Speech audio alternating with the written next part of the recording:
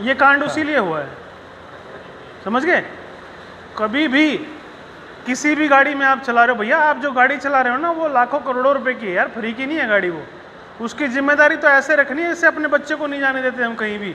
जैसे ही बाहर निकले चाबी ऐसे डालो भैया जेब में। आपका जो महंगा मोबाइल है उसको आप ऐसे छोड़ के चले जाओगे क्या? बोलो ना, चले जाओगे? कोई नहीं जाओगे ना। हर एक्सीडेंट के पीछे भैया ये कारण होते हैं, ऐसे नहीं होता एक्सीडेंट। उसके कारणों का पता लगाने के लिए आप लोग यहाँ बुलाया गया आज संडे के दिन आपको परेशान करके, ताकि आप लोग सीखो। ये चाबी छोड़ने वाली बात तो हाइड्रा वाले ज्यादा करते हैं। हाँ, हर हाइड्रा में मिलती है चाबी। हाँ, कौन कौन छोड़ता है? हाथ खड़े करो। अभी इसी साइड का एक गड्ढा था। मिला, एक मिला। हाँ सर, इसी साइड का एक गड्ढा था, इसको पता होगा, कुलदीप है। एक स्लोप में यही तो एक्सकेवेशन चल रहा था, स्लोप में एक एक्सकेवेटर को खड़ा करके ऑपरेटर बाहर निकला इसी साइड पे शॉक बजा तो मेरे को तो दिखा था। ऐसा स्लोप में छोड़ा हुआ है, इंजन चल रहा है उसका, बाप रे। ऑपरेटर बाहर निकला है। ये हाँ, आपने इंजन वीडियो की भेजा था। वाइब्रेशन यस, से यस। भी नीचे जा सकता है। बिल्कुल। जा ही सकता है। कई बारी तो दुर्घटनाएं ऐसी होती है जिनको हम खुद मोल लेते हैं। आप कहते हैं ना आ बैल मुझे मार, है ना। और अब दूसरी देखो, भाषा में हमारे हिंदुस्तान का सबसे बड़ा क्रेन एक्सीडेंट का वीडियो देखो अभी, जिसका एक एक्सीडेंट की कॉस्ट 37 करोड़ रुपया आंकी गई थी, 37 करोड़ रुपया। ठीक है, अभी देखो मैं दिखा रहा हूँ। पोज करना सर, पोज करना सर, पोज करना।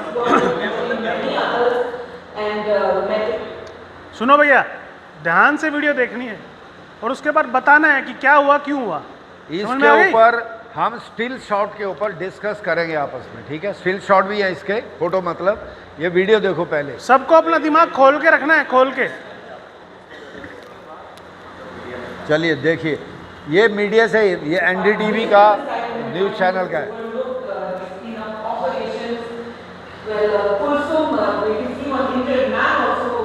ये है सतनाम सिंह, क्रेन ऑपरेटर, ठीक है। इसने मना कर दिया था कि इस सेटअप में नहीं उठे। इसको बोला मादर चौथ तो चल बैठ केबिन में, क्यों नहीं होगा। साथ में गाली भी दे दी एक आधी। बहुत बढ़िया, हाँ, वही है ये। वही है, वही है। हाँ जी, यमन इसकी वजह इसी में से ही है। खत्म हुई है। Was there at the site when this accident took place. Kulsum, take us through what happened. You believe there was a bit of a stampede also. Stampede मतलब भगदड़।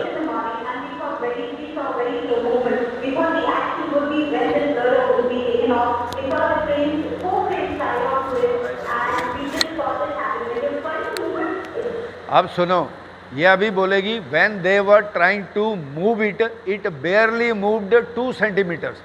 मतलब जब ये इसको उठाने की कोशिश कर रहे थे तो मुश्किल से 2 सेंटीमीटर उठा, इतना, और हादसा हो गया।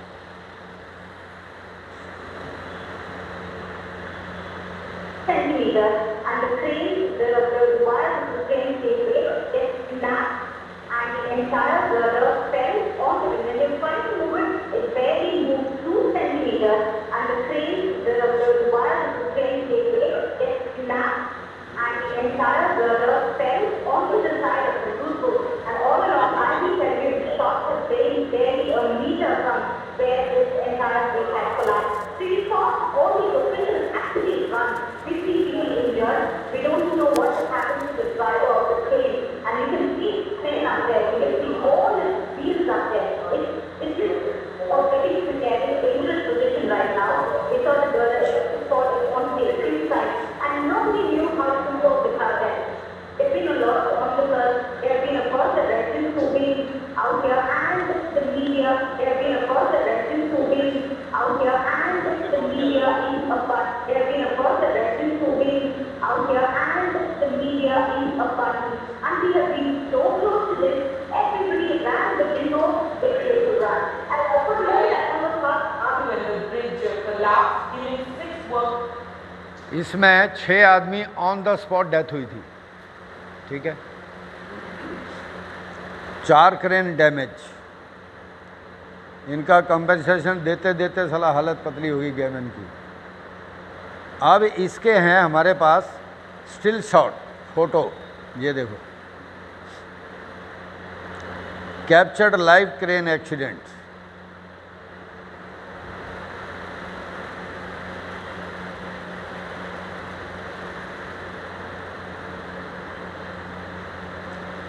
ये क्या था, ये देखो एक पियर है, ये इसका कैंटिलीवर पोर्शन था, एल्बो पोर्शन जो नीचे गिरा हुआ है। ये सेगमेंट जोड़ते जोड़ते जिन्होंने पूरे लगा दिए थे, जैसे ही सेगमेंट का वेट इसके ऊपर आया पूरे स्पैन का, ये टूट गया तो लॉन्चर भी गिर गया, ये स्ट्रक्चर भी गिर गई। ठीक है,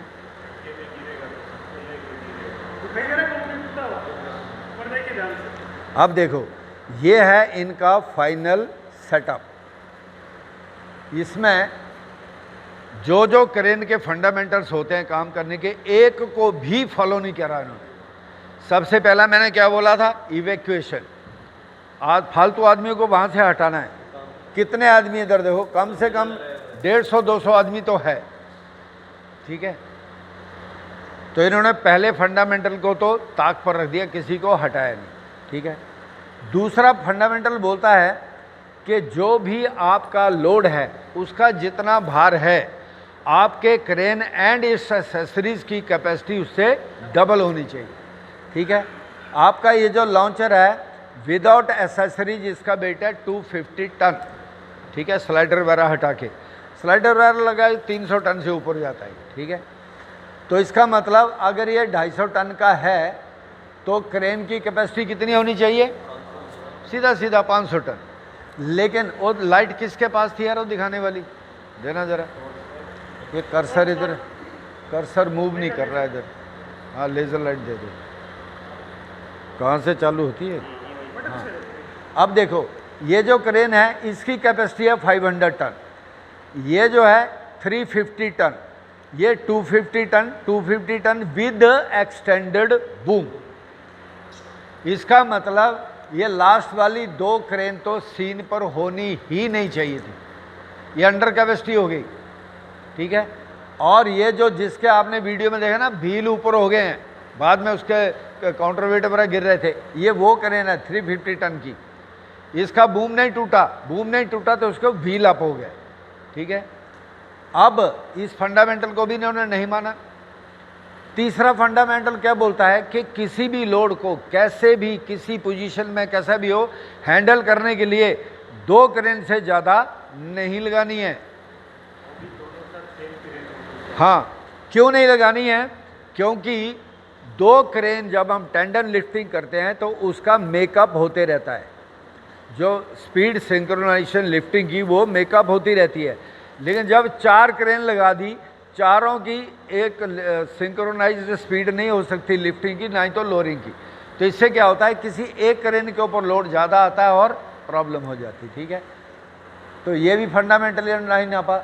और यहाँ पर देखो ये बूम सीधा है, ये बूम सीधा है, ये सीधा है क्या, ये ऑलरेडी थोड़ा लोड ले चुका है, क्योंकि इसका ऑपरेटर जो था वो चटक है, उसने स्लिंग टाइट करी, वायर रोप भी टाइट करी और थोड़ा सा लोड भी ले लिया है, जबकि इसको बिल्कुल नहीं लेना चाहिए था।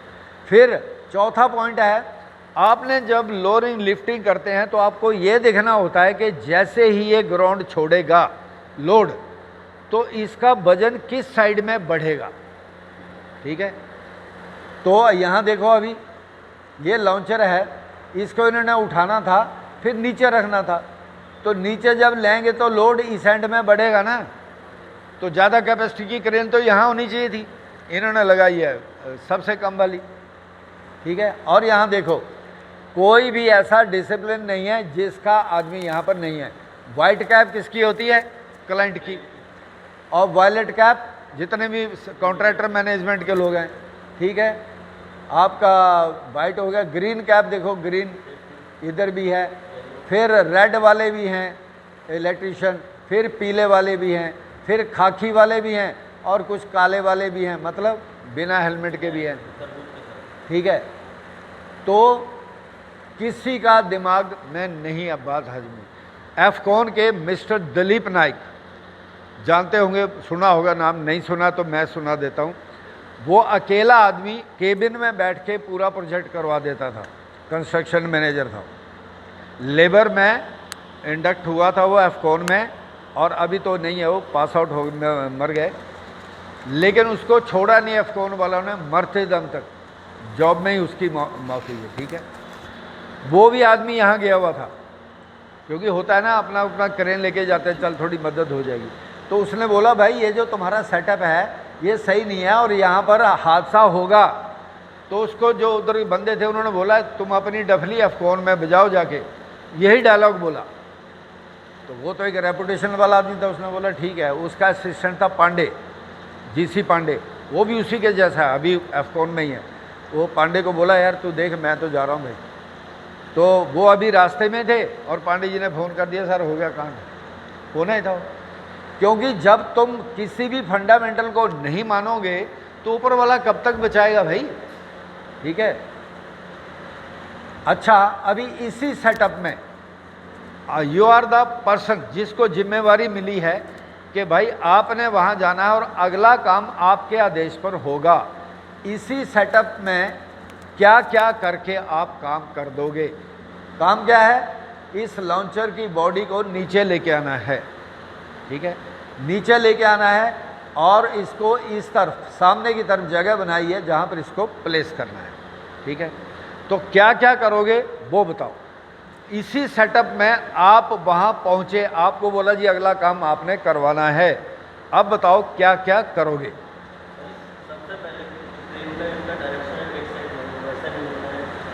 ये सबसे पहला काम नहीं है। You are suppose to follow the sequence what I have just told you. Evacuate the area, सबसे पहले ये जनता जनार्दन को यहाँ से हटाइए।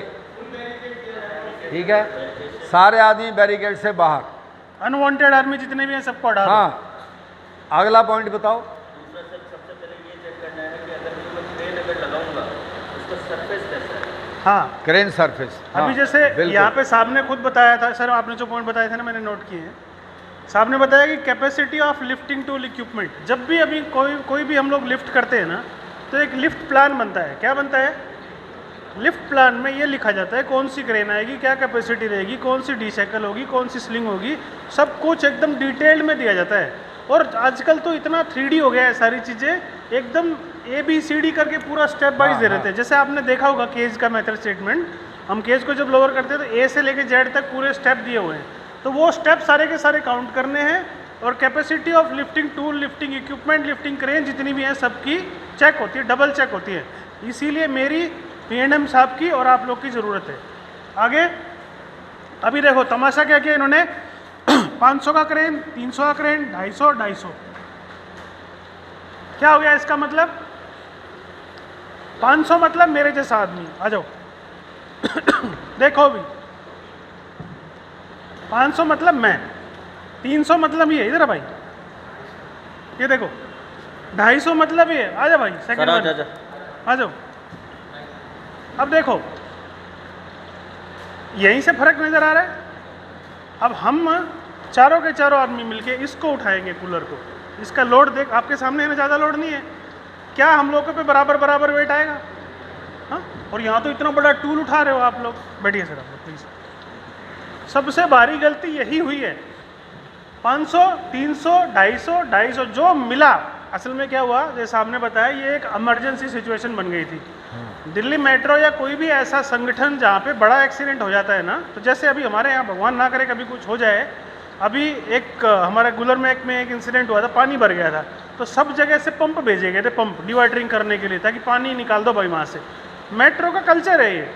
हाँ। मेट्रो का कल्चर है, अगर कोई एक्सीडेंट हो गया और कोई इमरजेंसी इकट्ठी हो गई तो सब लोग हेल्प करते हैं, लेकिन ऐसे तरीके से हेल्प नहीं करी गई। कायदा क्या बोलता है, सारी की सारी क्रेन कितनी होनी चाहिए थी, लेकिन कोई अपनी क्रेन छोड़ के राजी नहीं है। मेरे पास तो आज लॉन्चिंग है, मेरे पास तो आज ये है, अपना काम सबको पसंद है ना। मेरे पास एक गाड़ी है, इनको गाड़ी चाहिए यार, तो मेरे को 2 दिन के लिए गाड़ी दे दे। मेरे भी तो काम हैम्पर होंगे ना, ऑफिस जाना आना, घर का काम करना, बाहर का काम करना, होंगे कि नहीं होंगे? हर एक आदमी अपना ऐसे ही सोचता है। आप अपनी गाड़ी कभी देते नहीं हो, बाइक देते हो किसी को? ऐसे ही हुआ, जिसके पास जो कंडम माल था ना वो बेच दिया। समझ गए? बोलो क्या? जिसके पास जो फालतू का माल था ना वो बेच दिया। जिसके होने ना होने से कोई फर्क नहीं पड़ता, वही हुआ। सारे के सारे ऐसे हो गए, सबकी कैपेसिटी अलग अलग। उसके बाद 350 वाली जो क्रेन थी जो फेल हुई है 300 वाली, उसके ऊपर सबसे ज़्यादा लोड आ गया। ये भी एक मेन कारण हुआ। लगाना था उसको दूसरी तरफ में और लगा दिया वहाँ पे जहाँ पे लोड आया। जैसे ही सामने बोला कि इसको उठाना था ऐसे, जब ये उठेगा तो इस पॉइंट पे तो लोड आएगा ना भैया, क्योंकि अभी तो वो हवा में है, ऊपर है। एक कोई भी चीज़ ऐसे करके रखी हुई है यूँ, अभी फ्री मोड है ना ये, अब जैसे ही उठेगा तो इस पे तो लोड आएगा ना। वैसे ही हुआ, ये उठा, इधर लोड आया, ये फेल हो गया। पहले यही घूमी है और घूमी है, ऐसे घूमी है, इसका बूम टूट के नीचे घुस गया पूरा का पूरा। मतलब जैसे हाथ कट के अलग हो जाते हैं ना, ऐसे बूम टूट के गया भाई उसका। अभी देखा नहीं आपने वीडियो में, दोबारा दिखाएंगे एक बार। अभी देखो, उसके बाद में जब भी कभी आप लिफ्टिंग करते हो, आज की डेट में हमारा डीएमआरसी के अंदर या मेट्रो के अंदर एक थंब रूल बन गया है कि आपको 4 क्रेन लगानी नहीं है, आपको सिर्फ और सिर्फ 2 क्रेन लगानी है, जिसको हम लोग जैसे उसको बोलते हैं टेंडम लिफ्टिंग। क्या बोलते हैं? अभी देखा होगा आपने, हम केज उठा रहे हैं, डी-वॉल का केज उठा रहे हैं हम लोग। एक केज का जो कैपेसिटी है वो 60 टन तक जाता है। हम लोग कभी एक क्रेन से उठाते हैं या 4 क्रेन लगाते हैं? सर 40 मीटर का है हमारा वो, 40 इसके मीटर जैसा ही है मतलब। लेकिन क्रेन कितनी होती है? 2। क्यों? उसको बोलते हैं टेंडम लिफ्टिंग। क्या बोलते हैं? टेंडम। जब 2 क्रेन से लोड उठाया जाता है ना, 2 क्रेन का हो गया टेंडम लिफ्टिंग। 2 मतलब 2, टेंडम। उसके बाद सिंक्रोनाइजेशन, जैसे साहब ने बताया। अभी क्या हो रखा है, आजकल इतने हैवी गैजेट्स आ गए हैं कि हर क्रेन को सिंक्रोनाइज कर देते हैं एक दूसरे के साथ में। अभी इधर आओ आप, अभी देखो, अभी सिंक्रोनाइजेशन नहीं हुआ है। अभी आप उठाओ, अभी सिंक्रोनाइजेशन नहीं हुआ है। समझना सिंक्रोनाइजेशन का मतलब क्या है। अभी मैंने उठाया यूं, उठा मत भाई तू ये उठा रहा है, आप मत उठाओ। मेरी कैपेसिटी है 500, तो मैं उठाऊंगा जबरदस्त तरीके से, आया। इसकी कैपेसिटी कितनी है? 250। ये कैसे उठाएगा? इसकी खुद की स्पीड है ना भाई, क्रेन है अभी ये। अभी ये क्या है? अरे बोलो, ये क्रेन है। मैं 500, ये 250। अब मैं उठाऊंगा तेज और ये उठाएगा अपनी स्पीड से। इसकी कोई गलती है क्या इसमें? क्योंकि इसकी कैपेसिटी उतनी है ना भाई। अब ये उठा रहा है ऐसे। अभी आजकल जो सिंक्रोनाइजेशन साहब ने बताया ना, सिंक्रोनाइजेशन क्या करती है, 500 हो चाहे 250 हो, या ये 500 ये 500, दोनों 500 है। अब ये ऐसे उठेगा। अब आप उठाओ, इसको बोलते हैं सिंक्रोनाइजेशन। क्या बोलते हैं? क्या बोलते हैं? दोनों की सिंक्रोनाइजेशन। नीचे उठाने करो, की स्पीड बराबर बराबर हो जाएगा। 2 हो, 4 हो, 5 हो, 10 हो, इतने बड़े बड़े इक्विपमेंट आजकल उठाते हैं, उसको बोलते हैं सिंक्रोनाइजेशन। ये क्या काम करती है? 2 क्रेन 4 क्रेन, उनको सबको एक सेंसर लग जाते हैं सबके अंदर, सारे उसी तरीके से उठेंगे। एक भी आदमी ज़्यादा स्पीड से नहीं उठाएगा, उतनी स्पीड सबकी वो होगी। और वो कब होगा? जब सारी की सारी क्रेन एक कैपेसिटी की होंगी, है ना। हमारे यहाँ भी कई बार होता है ना, आन दे, एक जगह क्रेन पकड़ा दी, दूसरी जगह हाइड्रा बेचारा बच्चा पकड़ा रखा है उसको ना। तो ये कैसे? अभी तो हम लोग जवान थे ना, अभी मैं यहाँ पे हूँ 500 और एक जगह पे दे दिया 100, तो क्या हुआ यार? बच्चा ही हो गया ना वो तो मेरे सामने।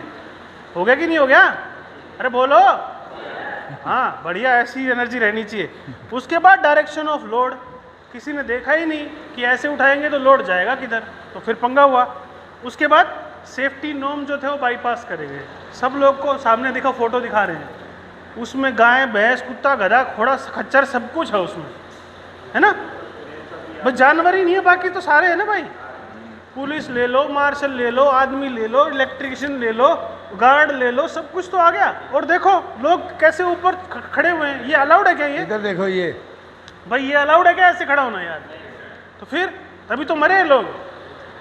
6 आदमी तो डायरेक्ट मर गए, स्पॉट डेड, और बाकियों की तो गिनती नहीं है। गैमन जैसी कंपनी का नामो निशान मिटा दिया इस एक्सीडेंट ने भाई साहब। यस, समझ गए? गैमन का नाम सुना है आप लोगों ने? इसकी वजह से ज्यादा बदनाम है बेचारी गैमन। गैमन इंडिया में 20,000 लोग काम करते थे किसी टाइम। बताओ, 20,000 लोग की कैपेसिटी थी, और आज की डेट में कोई नाम नहीं जानता। समझ में आई बात? इसके अलावा आप लोग बताओ और क्या क्या कारण हुआ इसका? अच्छा, अभी इसी सेटअप में आपको उठाना है, ये काम करना है, कैसे करोगे वो बताओ। इसी सेटअप में, बाहर से कुछ नहीं लेना है आपने। आप कम कर सकते हैं इस इधर से, जैसे आदमी को हटा दिया, ठीक है। अब क्या करोगे? क्रेन है ये, क्रेन बाहर से कुछ नहीं आएगी।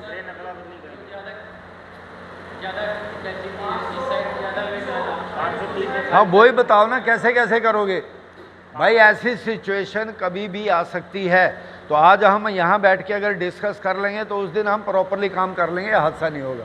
मॉक ड्रिल कर रहे हैं। हाँ मॉक ड्रिल समझ लो। तो क्या क्या करोगे आप बताओ, मैं इसको हटा रहा हूँ, अब जो आप बताओगे वो मैं लिखूंगा। आप बताइए क्या करोगे। ये 4 क्रेनें हैं, पहले तो सर ये जो हेवी क्रेन है दोनों को 2 तरफ तो इनका क्या करोगे, इधर हेवी रखेंगे, जो इनका क्या करोगे जो 2 हैं। इनको बीच में रखेंगे। नहीं, हमारा लेवल क्या बोला गया आपको, 2 क्रेन से ज़्यादा इस्तेमाल ही नहीं करनी है। आपने बोला कि और ये अंडर कैपेसिटी है, तो इनको तो जब तक ये 1 किलोमीटर दूर ना पहुंच जाए तब तक कोई काम मत करो। पहले सबसे पहले तो आदमियों को हटा दिया, उसके बाद इन दोनों क्रेन को नज़रों से ओझल कर देना है, नज़र भी नहीं आनी चाहिए। उसके बाद जब मैं बता देता हूँ, नहीं तो ज़्यादा टाइम लगेगा। ये जो 500 टन की क्रेन है, क्योंकि इसको आपने थोड़ा सा ऊपर उठाना पड़ेगा, ये कहीं अटका हुआ है, ऊपर उठा के पीछे ले जाके नीचे लाना पड़ेगा। तो जब ये कार्रवाई करेंगे तो लोड इस एंड में बढ़ेगा। तो क्या करना है, 500 टन की क्रेन को यहाँ लेके आइए और ये 350 टन की क्रेन को यहाँ लेके जाइए। इस क्रेन से 350 टन वाली से इसको होल्ड करके रखना है, ठीक है, पकड़ के रखना बस।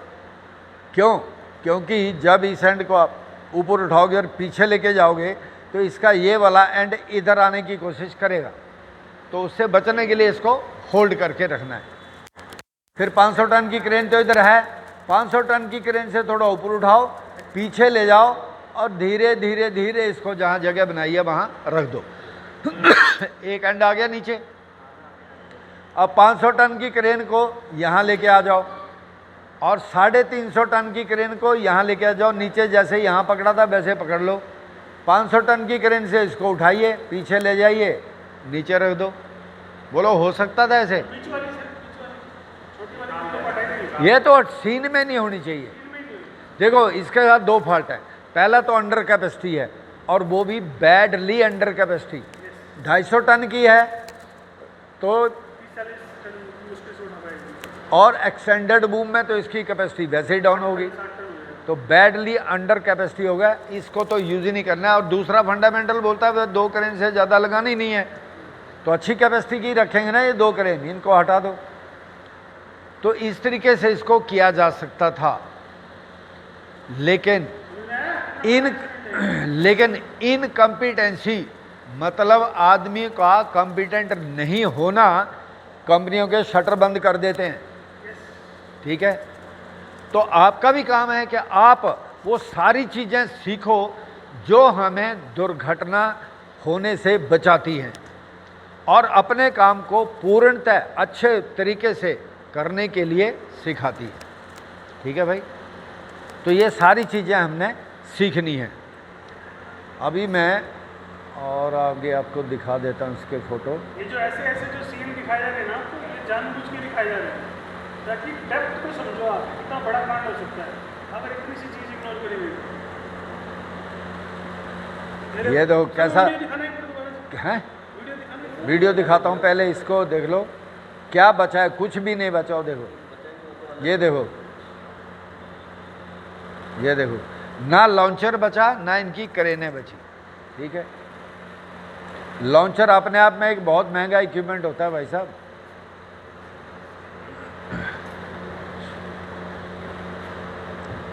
चलो एक बार वीडियो फिर देख लो इसको, फिर आगे कुछ लगाएंगे। Six workers, including many others, and Metro Chief P. Sridharan, in fact, visited the site in the morning to overlook the cleanup operations.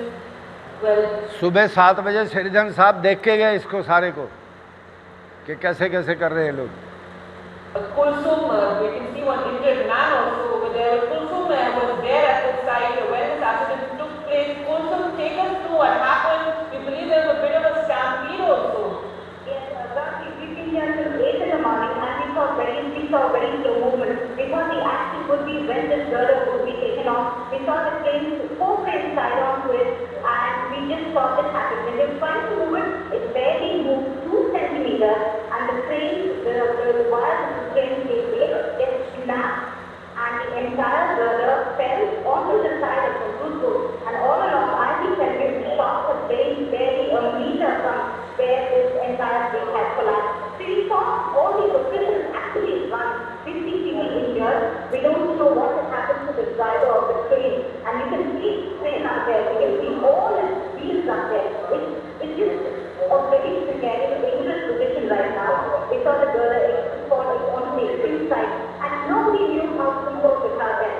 There's been a lot of officers, there have been a lot of residents who've been out here, and there's a lot of officers, there's been a lot of residents who've been out here, and the media is abundant. And we have been so जैसे आप बोल रहे थे ना कि बाजू cut गई भाग गया, ऐसे निकल हाँ गया बताओ।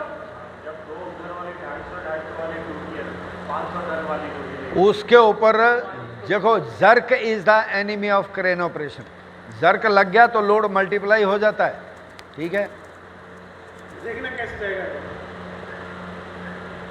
here in abundance. And we have been so close to this, everybody and nobody knew how to control the car there. There's been a lot of officers, there have been a lot of residents who've been out here, and the media in जैसे कोई pipe फेंकता है ना ऐसे वैसे ही किसी ने बाला फेंका ऐसे गया बाला की तरफ। abundance. And we have been so close to this, everybody ran देखो, the गवर्नमेंट कैसे आगे गिरे थे। 6 आदमी ऑन द स्पॉट मरे थे। अब जब इतने एरिया में आपने देखा था कितने आदमी थे, कुछ ऊपर चढ़े हुए थे, वो लोग तो चपेट में आएंगे ही आएंगे। इसीलिए जब कभी भी क्रेन ऑपरेशन, क्रेन ऑपरेटर को देखना है, रिगर को, सिग्नलमैन को, कि हमारे आजू बाजू में फालतू आदमी कोई नहीं होना चाहिए, ठीक है। कोई दूसरी एक्टिविटी चल रही है उसको फॉर द टाइम भी बंद कराओ, ये मैनेजमेंट को भी देखना है। almost not are we possible sample, but these are the issues that we just have to use. It happens right before our eyes. In fact, we just saw that the way that girder fell in the train, it's perpendicular to the ground. We saw lots of parts of it, in fact, fall off, and I'm just saying there's no news at this point of It's something, the sir, state it's of the driver of that train. Gill साहब थे इस time? नहीं, गिल साहब 2007 में आया अप्रैल में, ये उससे पहले ही हो गया था। नहीं यार, हाँ थे, गिल साहब थे उससे। I saw an ambulance go by. So we know that there have been ambulances on all sides. I told you in GK, the road, from GK bus, from the road from Lasparmala, the road from Nepal. I've seen ambulances on all sides. So in that sense, they were little to bed. One ambulance immediately went in. The moment the crowd realized, okay, it's for चलिए अब मैं एक video लगा देता हूँ छोटी सी, क्योंकि lunch time होने वाला है। लंच के बाद होगी technical crane safety training presentation के थ्रू, ठीक है भाई। तो लंच के टाइम बाद करेक्ट 2 बजे आ जाना, मात्र 2 या 2.5 घंटे ज़्यादा लगेंगे, ठीक है। लेकिन ये जितनी बातें अभी तक हमने डिस्कस करी ना, ये एक तरफ, और जो अभी दोपहर बाद बताऊंगा वो दूसरी तरफ। सिक्के के 2 पहलू होते हैं ना, एक हेड और टेल। हेड नहीं होगा तो चलेगा, या टेल नहीं होगी तो चलेगा नहीं।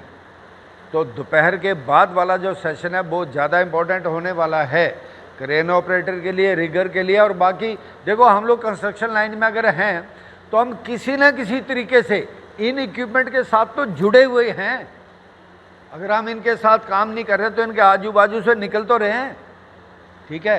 तो सबको आइडिया होना चाहिए।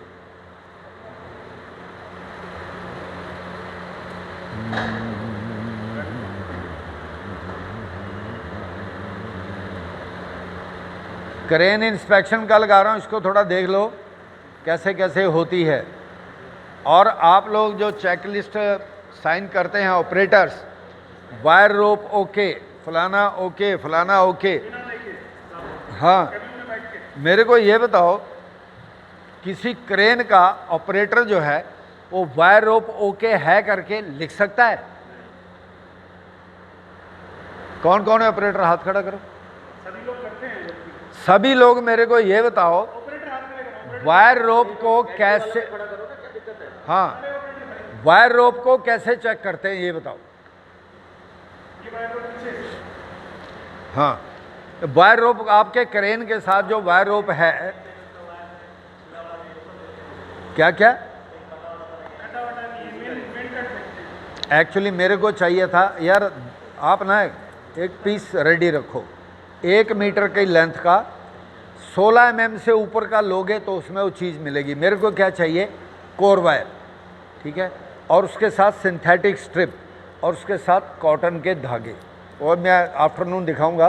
तो वैसा एक ढूंढ के रखो पीस, क्योंकि वो बहुत ज़रूरी है क्रेन ऑपरेटर्स के नॉलेज के लिए। पुराना ही, नया नहीं, ठीक है। तो बताओ भैया मेरे को, वायर रोप का आपने इंस्पेक्शन करना है, क्या क्या देखोगे? हाँ जी, चलिए सुनिए, हाँ जी बताओ, वायर रोप का क्या देखोगे आप लोग कि ये वायर रोप सही है या कि नहीं है? बोलो भाई, वायर रोप पे क्या, सामने वायर रोप पड़ी, बता दो क्या क्या देखोगे उसमें?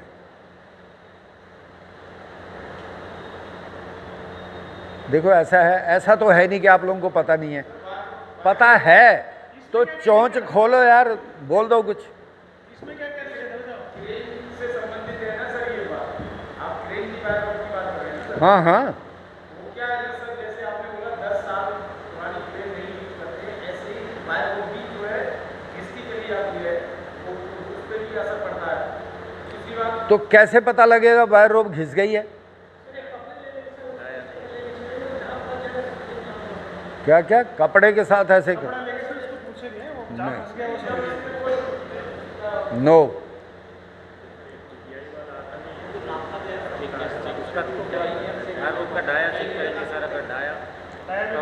वायर रोप का डाया चेक करना होता है आपको, ठीक है। सर अक्सर टीपीआई वाले आते हैं, वही कोई ऑपरेटर वहाँ रहेगा लोग नहीं, वो लोग डाया लगा के भी चेक करता है। आउटर कैलिपर होता है, ये देखो वो ऐसे ऐसे पकड़ लेता है, तो आपको पता चल जाता है ये कितना mm का डाया है। और एक बात, इसमें भी वायर रोप, चलो दोपहर बाद, अभी लंच के बाद आपको पूरी चीज़ दिखाऊंगा, ठीक है।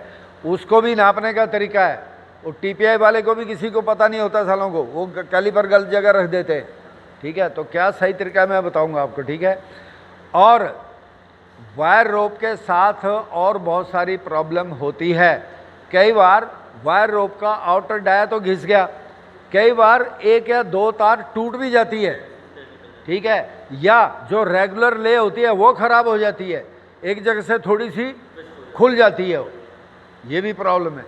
और वायर रोप में लुब्रिकेंट का नहीं होना ये सबसे बड़ा पाप है, समझ में आ गया? लुब्रिकेंट, जैसे आजकल का किराड़ू जी टेम्परेचर क्या चल रहा है, 42 टेम्परेचर है अभी इस टाइम पर यहाँ पर, ठीक है।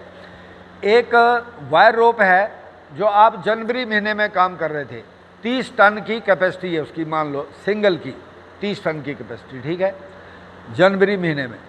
आज जनवरी महीने में टेम्परेचर था 10 या 12 डिग्री का, आज टेम्परेचर है 42 डिग्री का। तो वो 30 टन की जो वायर रोप है वो आज 30 टन उठाएगी क्या? सवाल ही पैदा नहीं होता है। ये चीज़ें भी आपको दिमाग में रखनी हैं, क्योंकि अभी जैसे बाहर का टेम्परेचर 42 डिग्री है, वायर रोप में नापोगे तो 62 डिग्री मिलेगा, क्योंकि उसमें तो टेम्परेचर इकट्ठा होते रहता है ना। वायर रोप गर्म होती है, आप सरिये को ऐसे नंगे हाथ से पकड़ लोगे आज जाके? नहीं, जल जाएगा हाथ आपका, ठीक है। तो जब कभी भी धातु गर्म हो जाती है तो उसका भार सहने की क्षमता कम हो जाती है। और जो हम लुब्रिकेंट लगाते हैं ये दो काम करता है। पहली बात तो फ्रिक्शन अवॉइड करता है, कोर वायर और स्ट्रैंड्स के बीच की फ्रिक्शन को कम करता है, वो मैं अभी बताऊंगा, लंच के बाद आएगा चैप्टर, ठीक है।